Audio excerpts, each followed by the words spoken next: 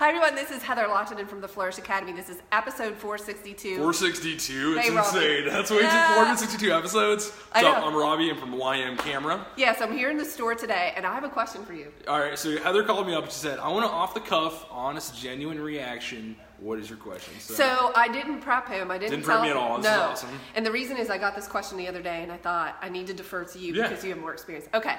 All right. A person comes into the store. Okay.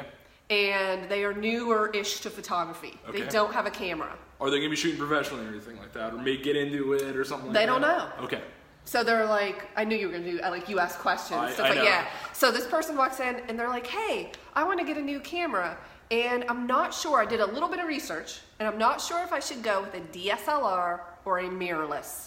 And I don't care, Canon, Nikon, Sony, Fuji, whatever. How do you answer that question? Honestly, like I would just say go mirrorless. Like legitimately, I don't think there's a reason not to. Yeah, there's a reason not to. Like on paper, just comparing a DSLR and a mirrorless camera, there is no physical advantage of having a mirror in the camera.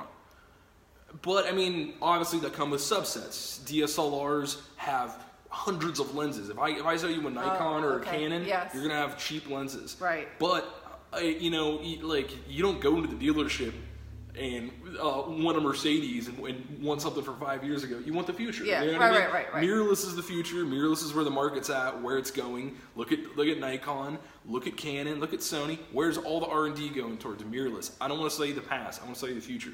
So, like everything new and exciting coming out, Heather's gonna be doing an awesome unboxing. If I do sell you DSLR, you're gonna be a little like, oh man, that's like the new lens for the Fuji, the new lens for the Nikon. Right. I mean, but obviously there's some people who love their tried and true Nikons. I clean a lot of Flourish.Academy cameras, and DSLRs can take a lot of damage and heat and stuff like that, so that's still something to keep in the mind.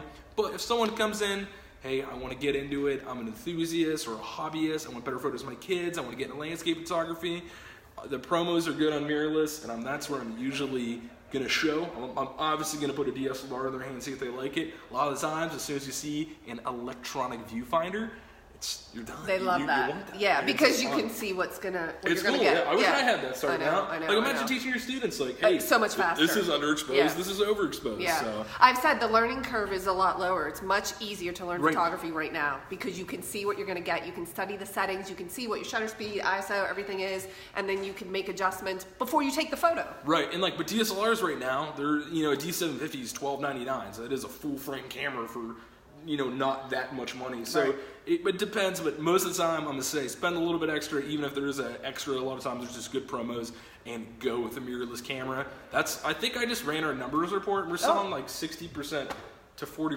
mirrorless. That's good to know. It's interesting. Like 3 years ago, it was like it was not. Yeah, it was like 100% DSLR, and pocket cameras were mirrorless and stuff like that. You just made me think of another really good question. Do you have an opinion? Like a lot of people will buy a full frame DSLR, say a Nikon D750, versus a cropped sensor mirrorless. It's weird. Like that's an interesting question. Like it brings me another question. Is like, where is crop sensor going? Where's APS-C? Yeah. Tamron, the president of Tamron USA, just came out with a report, and he said that because of the explosive growth in full frame, especially in mirrorless across Nikon, Canon, Sony, and Panasonic, they're putting all their R&D towards full frame gear. Really? They said that's where the market. That's where the market's at. Yep. And if we look, the only company focusing on APS-C or crop sensor is Fujifilm, which is cool. They kind of dug out their own niche. They're not seeing explosive growth anymore, really, in the industry. It seems like the full frame mirrorless is where, and even Sigma said the same thing. Yeah. They're pulling away from APS-C, and they're putting all their R&D into full frame cameras. Fascinating. I love my Fuji X-T3. Me too. No. But love it. But Fuji, it's not made for a system. If you're going to pick up Tamron or Sigma lenses, you're supposed to pick up the Fuji lenses. Yeah. Okay. Got it. That's its own ecosystem, and it's doing well. You know what I mean? Which is what I have. Which was what I've started to do with the X-T3. Buy Fuji lenses. You used to buy Tamron and Sigma for your Nikon. Yeah, of course. But it's interesting. But now with the new Nikon Z mounts and the Canon RF mounts, almost all the manufacturers says they're gonna push some semblance of like unity towards those systems. So we're gonna see Sigma and Tamron. Okay, I was gonna ask you that question because I didn't know.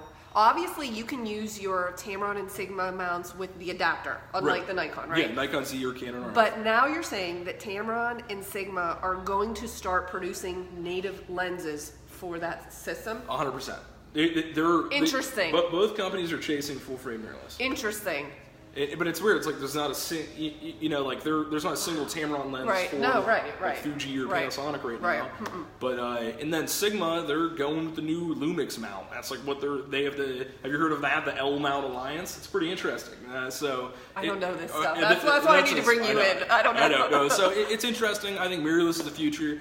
I would say the hottest industry right now. You got Nikon and Canon. You got Fuji and Sony. Sony being number one. Really? There was more Sony A7 IIIs sold in Japan and the United States than the Nikon and Canon full-frame mirrorlesses combined. Really? Sony A7 III is, by large and afar, is the most popular camera in the world. How are their lenses? Sony lenses? They're good. I mean, like Tamron's coming out with them. Sigma finally started native. Really? It's because they made their mount like 4 years ago. And they caught up. Yeah, because I don't know anything about R&D and lenses, but it takes a while, right? Well, the hardest part about it is the flange distance. So the distance from the rear of the lens to the sensor changes depending on what mount. Nikon's the smallest, Fuji's here, Canon mirrorless is here, Sony's somewhere in there. So, but we're interesting. I think Sony would be a great thing to try out. Yeah. Just because it is the number one by large and afar. What makes it so appealing? Full frame mirrorless, in-body image stabilization, dual SD card slots, and then the lens mount. When it first came out, that was the Sony's caveat. There was no lenses. There's nothing to go to. But now with Sony, they have a lot of support from Tamron, Sigma, and brands like Samyang and Rokinon. And I know some crazy brands there. I know.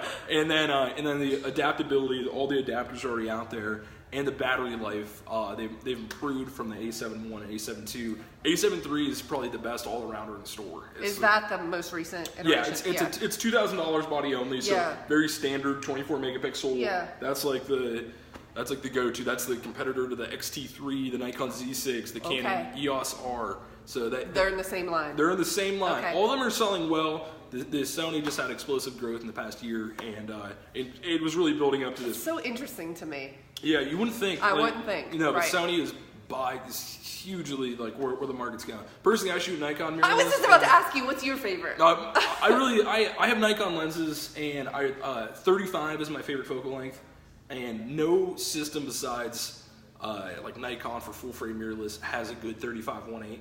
And Nikon's is phenomenal. I love the video. And then they take those newer style cards, the XQD. Yes. So I love those. I love XQD cards. Your memory cards are 100 megabytes per second. Yes. Mine are 440 megabytes per second. They're much faster. Yeah, I can do 20 gigs in like 3 minutes. Yeah. It's so fast. I do so much video. Especially with video. Yeah. Right. So it's interesting. If you do have a bunch of Nikon lenses, a bunch of Canon lenses, make sure to check out, the Nikon and Canon mirrorless. If you're starting from fresh, I'd probably show you Sony first off, just show you the market leader, where that's going. Isn't that interesting? It is, yeah. Okay, what if somebody comes in and they're like really set on a DSLR? Do you try to? You're fine. I'm never pushy. I want we always ask, what have you been looking at? What do you want? Let's get it in your hand. That's fine. And we're never trying to steer you one way. We just want to advise you. So if you're going out on the weekend and you still have a DSLR, which camera do you typically pick up?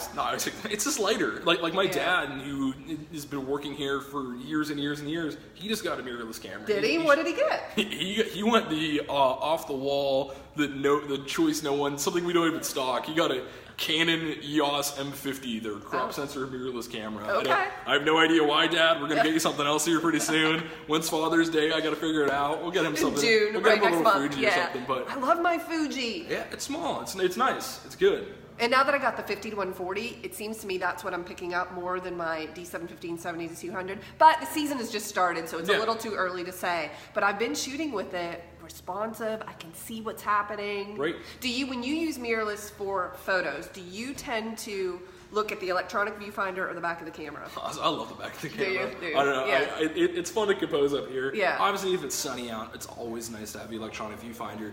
But it is important to, see how you like the electronic viewfinder and the placement on top and stuff like that. Because it is I go back and forth. I find when I'm on a wider lens, I tend to look at the back. But on my 50 to 140, I almost say 70 to 200 every time. Yeah, that makes sense. For that lens, I always put it up to the electronic viewfinder. Isn't that funny? I don't know. It's just a style of shooting. I don't think there's a good or bad, except if you are in low light with slow shutter speeds, this is not a good idea. Yeah, you're gonna get this. Yeah, so it's better to. Are you using your eye autofocus yet on your Fuji at all for portrait sessions? So I don't know what that is. All right, so, and this could be a whole video on its own, but these companies are coming out with eye autofocus where it'll automatically track the eyes as. Okay. So there's face tracking and now eye tracking, two different things. Right. The eye tracking is going to be superior for portraits because it's always going to keep your eyes in focus. All right. Nikon Z is getting a big update on the 16th. It's adding eye tracking to all their lenses. Really? Fuji already has it. Fuji has it. I did know that. Yeah. And then Sony is the breadwinner in that. They do the most of it. And then I think Canon is getting it too. And you think word on the street, accuracy pretty good? Yeah. The Sony's phenomenal. The Nikon videos look good. And Fuji, I just asked Terry. Terry shoots Fuji. Yeah. I'm gonna try that. Yeah. And see how it does. Yeah, Joy, can't wait for the Canon Pro Mirrorless, but considering the Sony, honestly, I think when a Canon Pro Mirrorless comes out and you already have Canon L lenses, I think that ecosystem is going to be super exciting. EOS R, the technology is, in my opinion, better than the 5D Mark IV or like any of that. It really is, but it's just missing a few things here and there. But no, I really think I would hold out for the Canon Mirrorless, and then when's that coming? We don't know. But there should be something dual card slots pro and stuff like that. Oh, so Canon's current mirrorless, not dual card slots. Which is if you're a portrait photographer, doesn't matter. Yeah, like a lot of or if you have two bodies, you could maybe get by with one without a dual card slot. And if you do have a main body dual card slot, but like the Nikon, it's like I'm actually selling that to a lot of working professionals because it's a one card slot, but XQD. It's faster. It doesn't fail.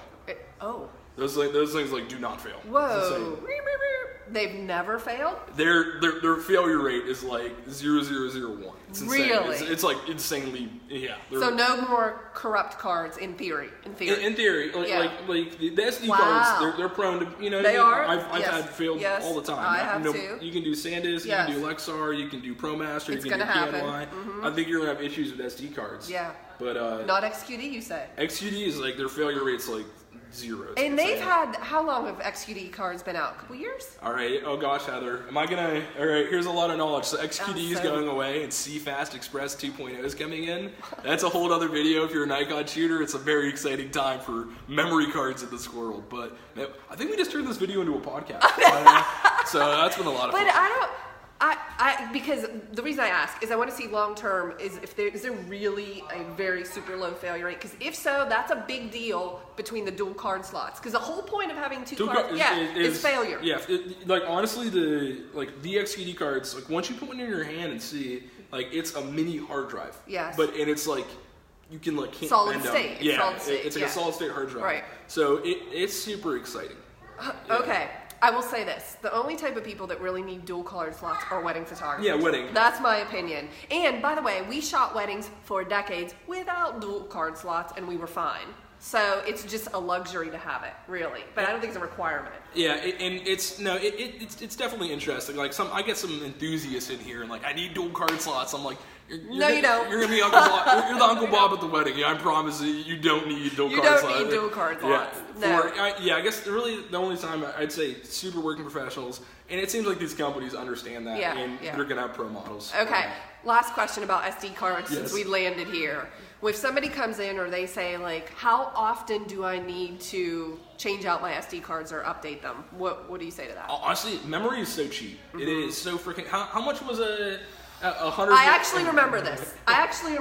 It was a CF card, compact flash card. The first 1 gigabyte. It was 1 gigabyte. It was Lexar, compact flash card that I bought back in the day was $500. I will never forget it. A 32 gig card that's high speed and has a lifetime warranty is like $26. I'm like, Honestly, I just buy them all. Yeah, just keep rotating them out. I Yeah. Honestly, you probably shouldn't use one more than a year or something like that. Yeah. I would say. Yeah, because it could fail. It could fail. So you might as well buy a new one. Memory is so cheap. Like I'd tell my enthusiasts, like in my cooking moms, just keep buying memory cards. Like if this was Vacation 2012. Cool, just keep that in that case. Keep it, yeah. You're good. Just get a new one. You're fine. I have people that do that. Actually, that's the backup strategy. Yeah, where they have all. It sounds like we have a full house of. It's daycare downstairs. It's fun. Hey, thanks for your time. I'm sure course. this was super useful. We'll see you in the next video. Appreciate